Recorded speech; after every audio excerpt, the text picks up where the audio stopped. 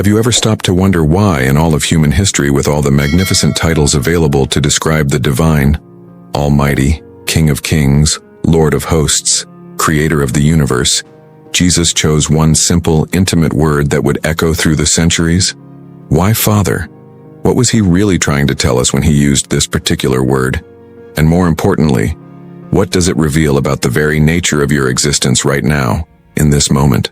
Most people have heard this word, spoken in churches, prayers, and religious gatherings thousands upon thousands of times. It's become so familiar that it's almost lost its meaning. Like a song you've heard so often you no longer really listen to the lyrics. But what if I told you that hidden within this single word lies a truth so transformative, so radical, that once you truly grasp it, your entire understanding of who you are and your relationship with the divine will shift in ways you never imagined possible? Think about your own experience for a moment. Has this ever happened to you? You find yourself in a situation that feels overwhelming. Maybe it's financial pressure, a health crisis, a broken relationship, or just the weight of life itself, and you turn to prayer. But notice how you pray. Notice the words you use, the posture of your heart. Are you begging? Are you pleading for help from someone far away? Are you hoping that if you say the right words, use the right formula, demonstrate enough faith, that, maybe, just maybe, the divine will turn its attention toward you and decide to intervene? But before we begin diving deeper into this revelation, please hit the like button and let me know where in the world you're watching from today. It's always fascinating seeing who's joining us from around the world. And if you haven't already, make sure to hit that subscribe button and turn on the notification bell so you don't miss any of our future videos. This is how countless souls have approached the divine for millennia, as supplicants before a distant throne, as beggars hoping for scraps of divine favor, as children standing outside a locked door, knocking desperately and wondering if anyone inside can even hear them. But here's what will shake everything you thought you knew. Jesus never prayed like this. Not once. He approached the divine with a completely different consciousness, a totally different understanding of the relationship between humanity and God. And when he consistently, deliberately, intentionally used the word Father, he wasn't just being poetic or offering a comforting metaphor. He was unveiling something profound about reality itself. Now, what you're about to discover might completely transform not just how you understand prayer, but how you see yourself in this vast universe. Because the word Father wasn't describing a relationship you need to earn, achieve, or somehow become worthy of. It was revealing a connection that already exists, that has always existed, that cannot be broken no matter what you've done or failed to do. Stay with me until the end of this exploration, because what Jesus understood about this father-child relationship holds the key to unlocking a dimension of spiritual reality that most people spend their entire lives searching for without ever finding. The question isn't whether God can be your father. The question is, what changes in your life when you finally understand what being a child of the divine actually means? And why Jesus made this the cornerstone of everything he taught. Let me show you something that's been hiding in plain sight all along. Here's what most people miss entirely when they read the accounts of Jesus' life and ministry. He never once approached God the way we've been taught to approach God. Never. Not in moments of crisis. Not when facing impossible situations. Not even when standing before his greatest challenges. There was no begging, no bargaining, no desperate attempts to convince the divine to pay attention or care about what was happening. Instead, there was something else entirely. A quiet, unshakable confidence that revealed he understood something fundamental about the nature of reality that the rest of humanity had somehow forgotten or never fully grasped. When Jesus used the word Father, he wasn't selecting a comforting religious title from a list of acceptable names for the divine. He wasn't trying to make God seem friendlier or more approachable to his followers. This wasn't about public relations or marketing a new spiritual brand. He was pulling back the curtain on a hidden truth that changes absolutely everything about how we understand our existence, our identity, and our connection to the source of all life. This single word was a revelation, a key that unlocks a door most people don't even know exists. The religious institutions throughout history have presented us with a particular image of God, a supreme being sitting on a distant throne somewhere beyond the clouds, occasionally glancing down at human affairs when the mood strikes, perhaps intervening here and there based on criteria we can never quite understand. This God requires our worship, demands our obedience, and might grant our requests if we perform the right rituals, say the right prayers, or demonstrate sufficient faith. But this entire framework misses what Jesus was actually pointing toward. The word Father in his consciousness wasn't describing distance at all. It was describing the most intimate, unbreakable connection imaginable. If you haven't already, make sure to hit that subscribe button and turn on the notification bell so you don't miss any of our future videos exploring these life-transforming truths. Think about what intimacy actually means. Not the superficial kind we often settle for, but true intimacy. The kind where there's no separation, no gap, no walls between one being and another. Jesus was revealing that the relationship between the divine and humanity isn't like a king and his subjects, isn't like a master and servants, isn't even like a distant parent occasionally checking in on children who live far away. It's something far more radical, far more immediate, far more transformative than any of these comparisons can capture. He was pointing to a reality where the divine isn't somewhere else waiting to be reached. The divine is the very substance, the actual essence, the fundamental nature of what you are right. Now in this moment, this shifts everything. When you begin to see that Father means source and substance rather than distant ruler, your entire spiritual journey transforms. The exhausting effort to somehow bridge the gap between yourself and God suddenly reveals itself as unnecessary because there is no gap. There never was. The separation you've felt, the distance you've tried to overcome through years of prayer and spiritual practice, it was never real. It was a misunderstanding, a false belief that shaped your entire approach to the divine. Now I want to go even deeper into what this actually means for your daily life, because this isn't just beautiful philosophy or inspiring spiritual poetry.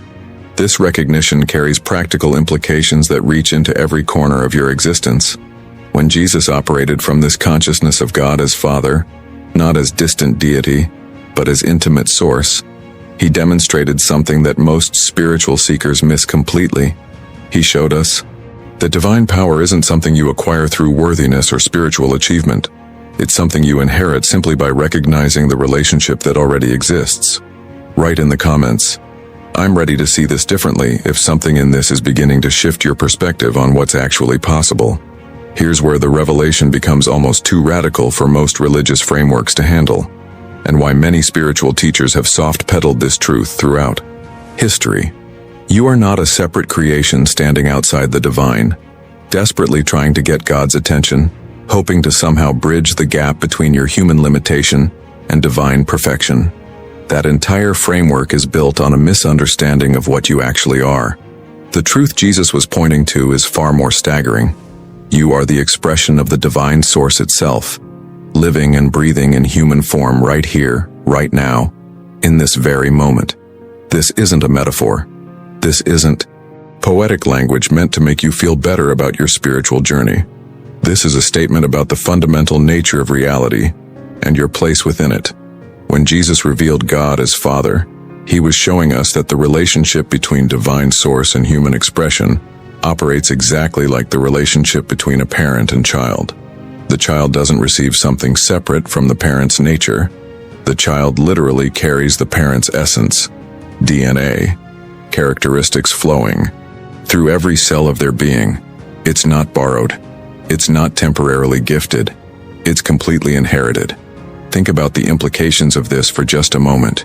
If this is true, if you genuinely are the expression of divine life, rather than something separate from it, then everything you've been taught about spiritual growth, about earning God's favor, about becoming worthy of divine presence, all of it collapses under the weight of this recognition. You're not on a journey toward God. You're awakening to the reality that you've never been separate from your source, not for one single breath, not for one fleeting moment of your existence. This unbreakable connection that Jesus called the Father relationship isn't something you create through years of meditation, prayer, or spiritual discipline. It's not a reward for good behavior or a prize for perfect faith. It existed before you took your first breath. It will continue beyond anything your mind can conceive. There is no gap between source and expression, No distance between the divine and you, no separation whatsoever. The flow moves continuously, eternally, from infinite source into individual form without interruption. Most people spend their entire lives searching for this connection, trying to establish it, desperately working to build a bridge to the divine. But you can't build a bridge to something you're already inside of. You can't create a connection that has always existed. The only thing that changes is your awareness, your recognition, your conscious acknowledgement of what has been true all along. This is the hidden truth behind every genuine spiritual transformation. Not that something new gets added to you, but that something false gets removed from your perception. The impact of truly grasping this shifts your entire mindset from lack to abundance, from separation to unity, from begging to inheriting. When you recognize yourself as divine expression rather than separate creation, every decision you make begins flowing from a different place. You stop operating from fear of not having enough, not being enough, not doing enough. You start operating from the quiet confidence that comes with knowing your true nature. Now let me show you what happens when this recognition moves from intellectual understanding into lived experience. Because there's a crucial distinction between knowing about this truth and actually embodying it in your daily life. The transformation doesn't happen in your theology. It happens in your consciousness. And from there it radiates outward into every circumstance, every challenge, every moment of doubt or uncertainty you face. Put down in the comments, "I am divine expression," if this truth is beginning to resonate somewhere deeper than your logical mind. The devastating reality is that every single prayer you've ever prayed from a place of desperation, every moment you felt completely abandoned by the divine, every long night when you wondered if anyone out there was even listening to your cries for help, all of it, every ounce of that suffering, was rooted in one fundamental misunderstanding about who you actually are. This isn't your fault. You were taught to see yourself this way. You inherited a framework that presented you as separate, broken, unworthy, constantly needing to earn divine favor through better behavior, stronger faith, or more sincere repentance. But this entire framework was built on sand. The struggle you've experienced in your spiritual journey isn't because you weren't trying hard enough or because your faith was too weak. The struggle exists because you've been operating from a false premise about the nature of your relationship with the divine. It's like spending years trying to unlock a door that was never actually locked in the first place. The exhaustion, the frustration, the sense of never quite measuring up. These aren't signs of your spiritual inadequacy. They're the natural result of trying to achieve something that already exists, trying to become something you've always been. When Jesus chose the word Father, he was being extraordinarily precise in his language. He wasn't reaching for a warm, fuzzy metaphor to make people feel comfortable. He was pointing to something specific and undeniable: source, origin, and substance. These three elements completely redefine what the relationship between divine and human actually is. A father doesn't loan his DNA to his child temporarily. A father doesn't grant his genetic code as a reward for good behavior. The child carries the father's complete essence, automatically, inherently, from the very moment of existence. If this video brought you clarity or shifted something in how you see yourself and God, then hit that like button. It lets me know this resonated with you and helps others discover these teachings. This is the hidden pattern behind all of reality that transforms everything once you see it. Your connection to the divine isn't like an employee's relationship to their boss, where favor must be earned and positions can be lost. It's not like a subject's relationship to a king, where one wrong move means exile. It's organic, biological, unbreakable. You carry divine nature the same way a child carries their parents' traits, not because you achieved anything, not because you deserved it, but because that's simply what you are made of. The substance of your being is divine substance. The origin of your life is divine life. The source of your existence is the same source that created everything that has ever existed. This shift in understanding doesn't just impact your theology or your religious beliefs. It fundamentally alters your entire approach to every challenge you face, every decision you make, every moment of uncertainty or fear. When you recognize that you're not trying to connect with your source, but rather you're the expression of that source, the whole game changes. You stop begging for things you supposedly lack and start recognizing what you've always possessed. You stop living as an orphan in a hostile universe and start living as an heir in your Father's house. The transformation happens at the level of identity first, and then everything else follows from there. Your circumstances might not change overnight, but how you navigate those circumstances shifts dramatically when you understand what you're actually made of. Write in the comments, "My struggle ends here," if you're beginning to see how this one misunderstanding has shaped everything about your spiritual journey until now. Look at your hands for a moment. The skin, the bones beneath, the blood flowing through your veins. What are these actually made of? Not philosophically, but literally. You're not a creation fashioned from something external to the Creator, like a sculptor working with clay that exists separately from themselves. You are the direct, unfiltered expression of divine source itself, God's own being, God's own nature, God's own life. This is what actually composes your existence right now, in this very moment. Not metaphorically, not symbolically. Actually, the breath moving through your lungs right now, that's divine breath. The consciousness reading these words, processing this information, experiencing this moment, that's divine consciousness wearing your name and living your specific life. You are what happens when infinite source decides to experience itself in finite form. This isn't spiritual poetry meant to inspire you. This is a description of reality that completely dismantles the barrier you thought existed between you and the divine. Most people hear this and immediately think it sounds arrogant or blasphemous, which reveals just how deeply the separation mindset has been programmed into our collective consciousness. But here's what breaks open everything you've been taught. When Jesus stood before the religious authorities and declared, "I and my Father are one," he wasn't claiming exclusive rights to divinity. He wasn't setting himself apart from the rest of humanity and establishing a hierarchy where he alone possessed this connection. That's what centuries of religious interpretation have tried to make it mean, because institutions need hierarchy. They need separation. They need levels of worthiness to maintain their power structures. But Jesus was doing the exact opposite. He was revealing what's true about himself, yes, but also about you, about every person who has ever drawn breath, about the fundamental nature of human existence itself. The statement wasn't, "Look how special I am, how different from you." The statement was, "Look at what's true about me, and recognize this same truth exists in you." He was pulling back the curtain on a reality that religious systems have spent 2,000 years trying to obscure, because once people truly grasp this, the entire game changes. The impact of this recognition is almost too profound to put into words. When you understand that your oneness with the divine source isn't something Jesus had that you're trying to achieve, but rather something that describes the fundamental composition of your being right now, your entire approach to life undergoes a massive shift. You stop seeing yourself as inadequate, broken, or separate. You stop measuring your worth by how spiritual you've become or how many religious boxes you've checked.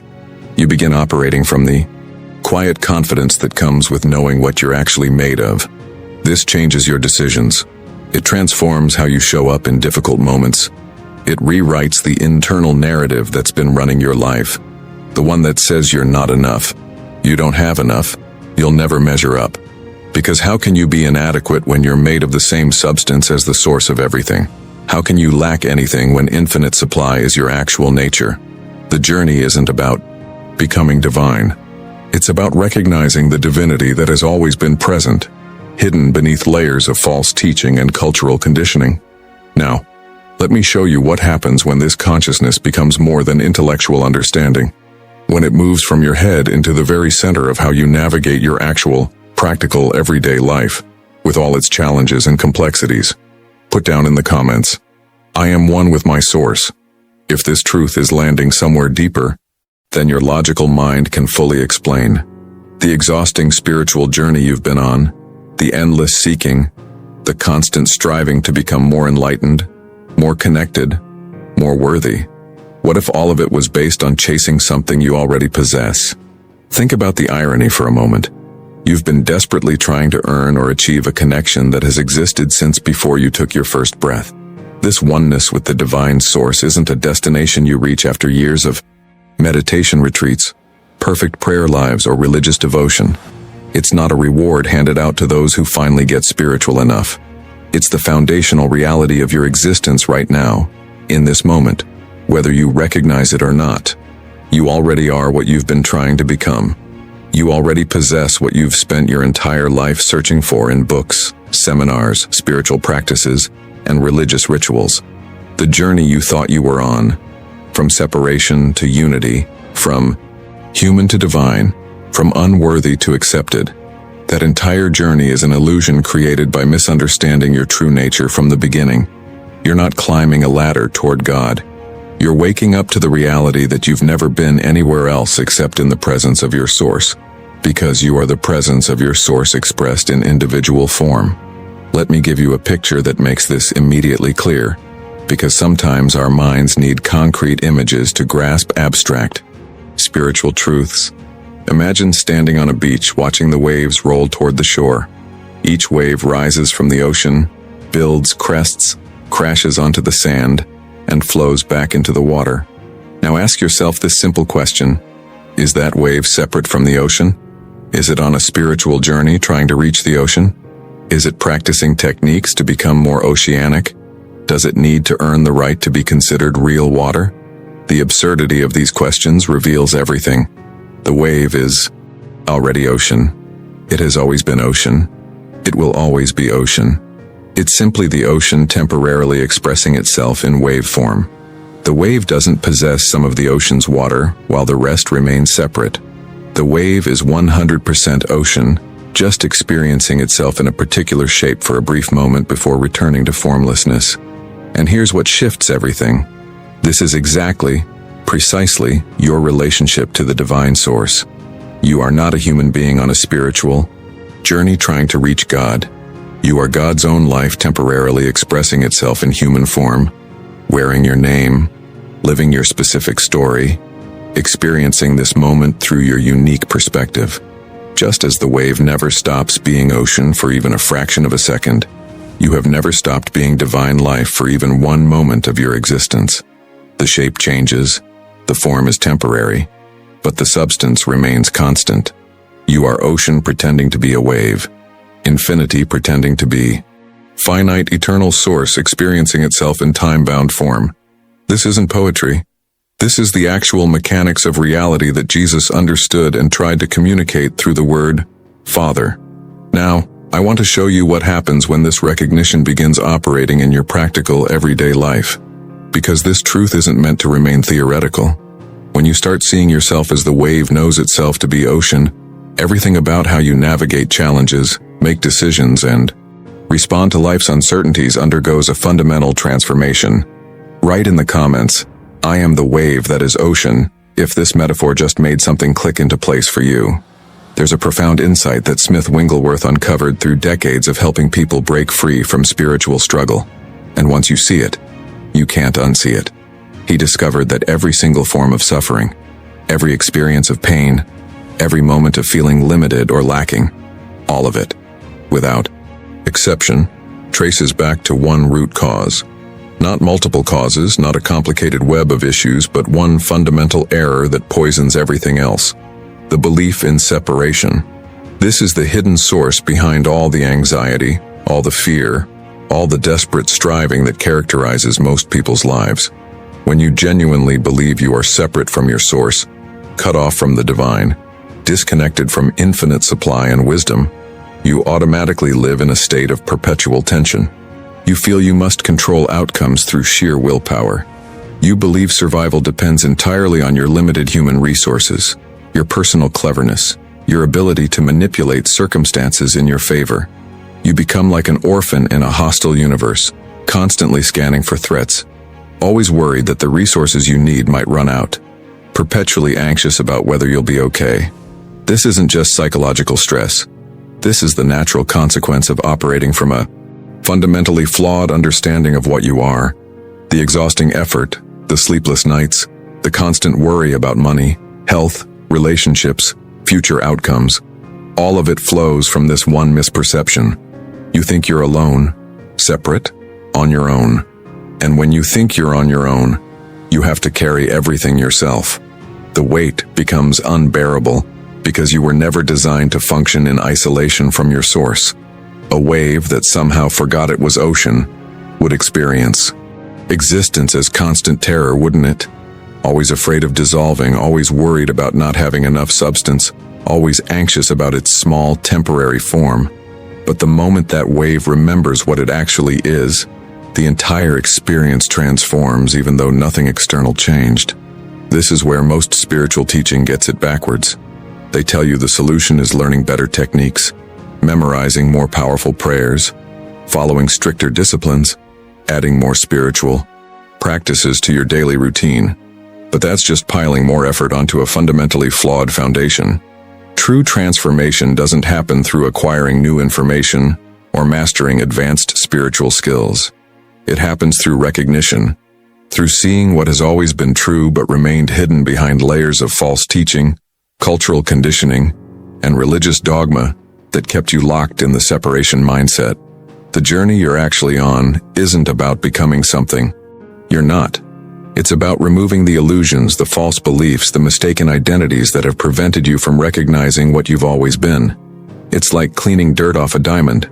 You're not creating value, you're revealing what was always there. The diamond doesn't become valuable through the cleaning process. It simply becomes visible as what it has always been.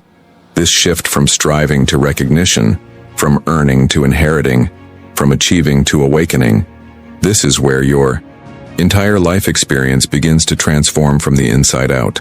Now, let me show you exactly how this recognition changes your relationship with prayer itself. Because once you understand what you actually are in relation to the divine, you can never approach prayer the same way again. Put down in the comments, recognition, not struggle, if you're seeing how this one shift changes everything about your spiritual journey. Watch what happens to your entire prayer life when this understanding of the Father relationship finally penetrates your consciousness. Most people approach prayer with a very specific formula that reveals everything about their underlying belief system. They say something like, "Please God, help me with this problem. I really need your intervention here. Please fix this situation for me." Listen carefully to what that prayer actually communicates beneath the words. It assumes God is somewhere else, that divine help must travel from there to here, that you need to convince or persuade the divine to pay attention to your specific need. It's the prayer of someone operating from separation consciousness, believing the gap between them and their source is real. But when you genuinely grasp what Jesus revealed about this relationship, your entire approach undergoes a radical transformation. You're no longer asking an external being to do something for you. Instead, you're recognizing what's already present, already true, already operating in your life, right? Now, the prayer shifts from "Please come help me" to "I recognize that divine wisdom is here as my true nature." Do you see the profound difference? One is begging for something you believe you lack. The other is acknowledging something you've always possessed but perhaps haven't been conscious of until this moment. This isn't just semantics or playing with words. This is a fundamental shift in consciousness that changes how you experience every challenge, every crisis, every moment of uncertainty. When you recognize that divine intelligence isn't something external you need to acquire, but is actually your inheritance, your true nature, the very substance of your being, you stop approaching problems from a place of lack and start approaching them from a place of fullness. You stop trying to get something and start allowing what's already there to express itself through you naturally. Think about how inheritance actually works in physical reality, because this reveals everything about your relationship with divine resources.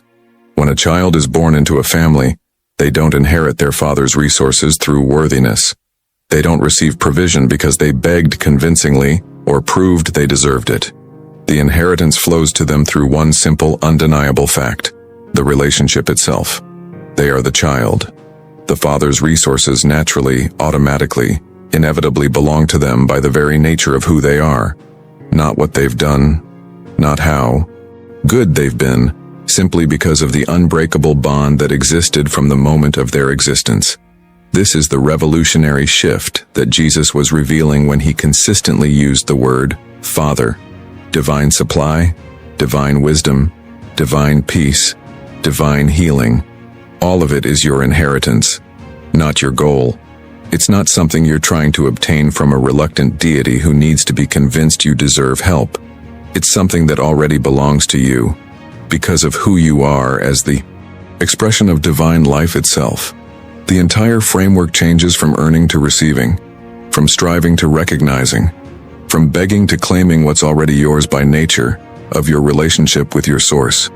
Now, let me give you something practical you can begin implementing immediately that will start shifting your consciousness from the old pattern of begging to this new awareness of inheriting, because understanding this intellectually is one thing. Living from it daily is where the real transformation happens. Write in the comments, "I claim my inheritance," if you're ready to stop begging and start receiving what already belongs to you. If you've made it this far, if you've stayed with me through this entire exploration of what Jesus really meant when he called God Father, then something in this message resonated with you at a level deeper than casual curiosity. You're not here by accident.